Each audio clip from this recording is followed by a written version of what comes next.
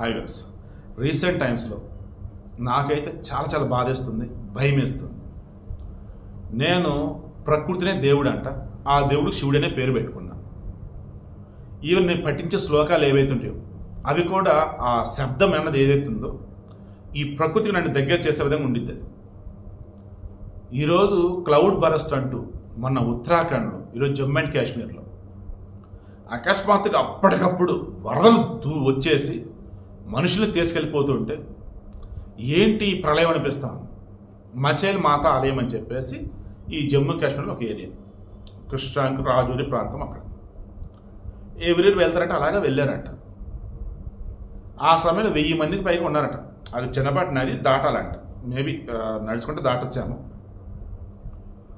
Cloud burst ఒక్కసారిగా కుండపోత వర్షం కావచ్చు, ఎక్కడో ఒక్కసారి ఆడే కూర్చుంది, ఇంకా మట్టి నీళ్ళు మొత్తం వచ్చేసాయి మీదకి.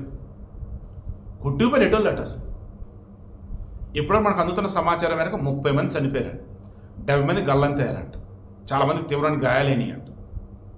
సో నేను మరలా చెప్తున్నా, గతంలో చెప్పిప్పుడు కూడా చెప్తున్నా, పుణ్యం ఉండిద్ది నీకు. వాతావరణం అనుకూలంగా లేనటువంటి రోజులలో దేవుడి దగ్గరికైనా, దెయ్యం దగ్గరికైనా, రాజు దగ్గరికైనా, రాక్షసు దగ్గరికైనా వెళ్ళడం ఆపండి, ఓకేనా? భగవద్గీత ప్రకారం కూడా నీ ప్రయత్నం సవ్యంగా చేయి, రిజల్ట్ ఏంటో నేను చూసుకుంటా.